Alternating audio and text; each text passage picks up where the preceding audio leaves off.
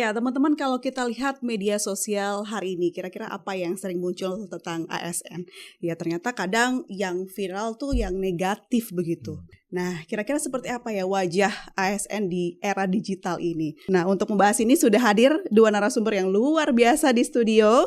Yang pertama ada Ibu Gusti Ayu Putuswardani, Kepala BPSDM Kementerian Hukum. Juga yang kedua ada Bapak Prakoso, Deputi Bidang Hubungan Antar Lembaga Sosialisasi Komunikasi dan Jaringan BPIP. Saya mau langsung aja nih bicara soal bagaimana penerapan pembekalan Pancasila dalam sehari-harian ASN ya Pak ya. Karena kenapa sih image-nya tuh kok kayaknya ASN tuh jauh dari Pancasila gitu. Beberapa waktu lalu Pancasila itu kan tidak diajarkan dalam pendidikan formal secara khusus gitu. Mata ajaran khusus Pancasila. Nah, inilah mungkin ada jaraknya ada di sini. Maka daripada itu Badan Pembinaan Ideologi Pancasila sekarang menginisiasi bekerjasama dengan Kementerian Dikdasmen untuk mengajarkan kembali pendidikan Pancasila secara formal. Jadi sekarang mata pelajaran Pancasila itu sudah diajarkan lagi di sekolah SD, SMP, SMA, dan sederajatnya. Itulah nanti akan mendekatkan manakala mereka nanti bekerja sebagai aparatur sipil negara, nilai-nilai Pancasila itu sudah terpatri.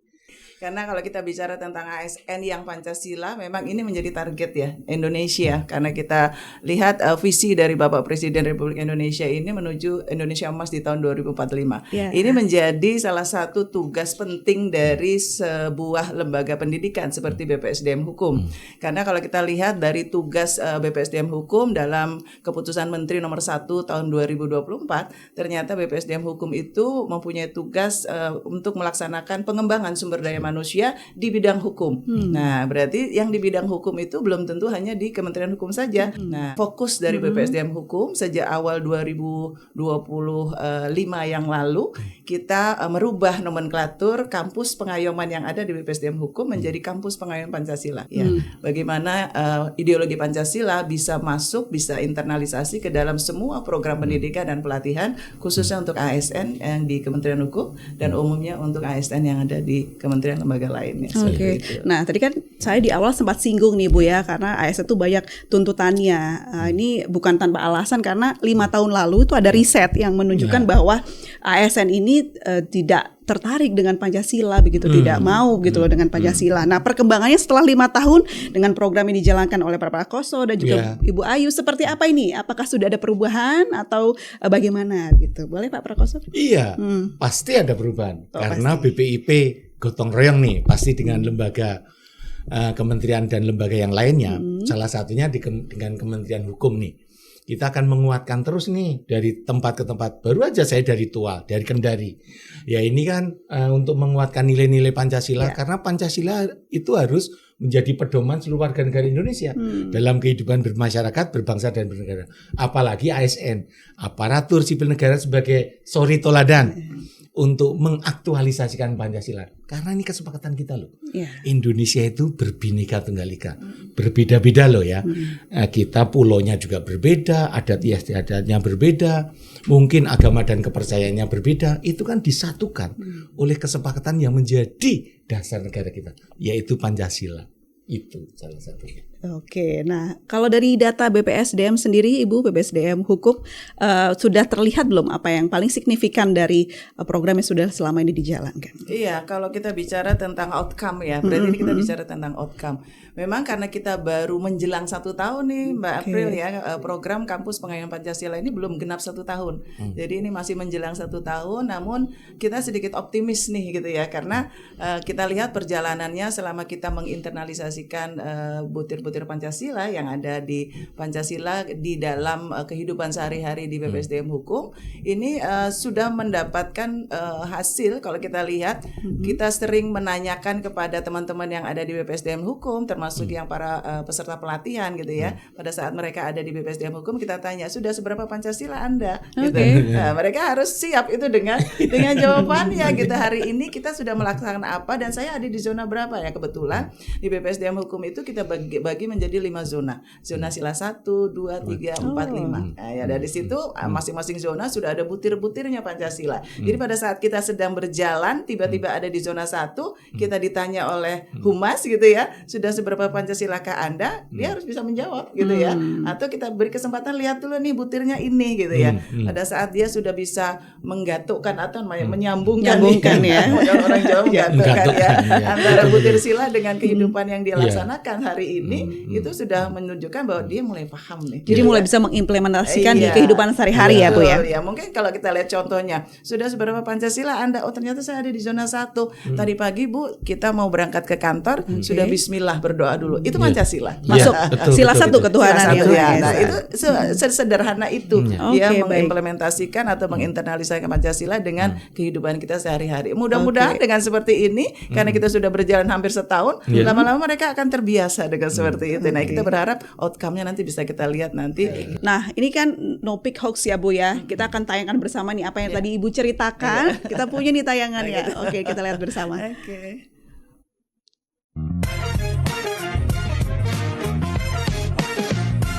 Sebagai pembina, saya memberikan hak pada semua taruna untuk melakukan ibadah sesuai dengan agamanya masing-masing. Biasanya kalau rapat, kita saling menghargai pendapat orang lain. Pengamalan saya sih biasanya kalau hari Senin saya selalu rajin untuk hadir di apel penaikan bendera merah putih, dan juga kalau ada apel di kementerian. Kalau kita mau ada kegiatan, sebelum mulai kegiatan kita ada rapat dulu Mas untuk menyamakan persepsi dan mengambil keputusan kegiatan itu dilaksanakan seperti apa. Kita menerapkan adil untuk semua orang. Artinya berlaku adil itu kita memberikan keseimbangan antara hak dan kewajiban buat teman-teman kita. Ketika mereka semua telah berkinerja, kita berikan apresiasi. Ketika mereka katakan melanggar atau ada sesuatu yang kurang berkenan, kita berikan teguran apresiasi. Demikian. Wah, keren banget ini ya. Ada tanggapan Pak Prakoso? Ya, nilai-nilai Pancasila itu bagus sekali dan itu diimplementasikan. Caranya apa sih? Salah satunya itu untuk Gen Z. Jangan sebagai crab mentality. Crab mentality itu apa tuh sekarang?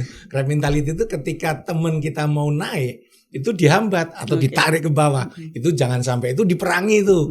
Sehingga kita ini peradabannya maju. Doronglah teman-teman kita Gen Z yang lain punya inovasi, kita dorong untuk maju.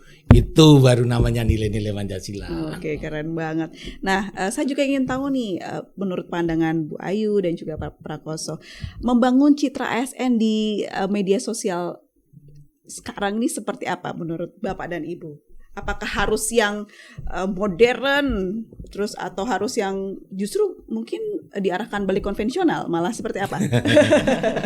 Oke, baik. Terima kasih Mbak April.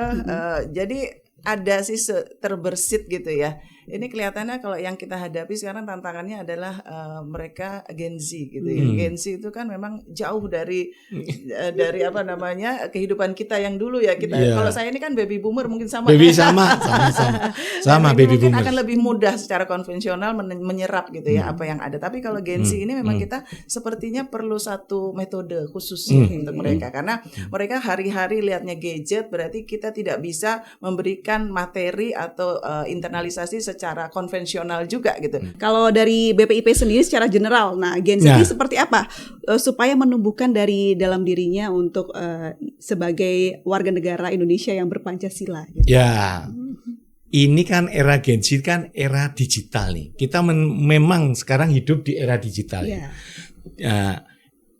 Intangible, sehingga ke arah digital tetap menurut saya Gen Z, ayo kita kuatkan karakter.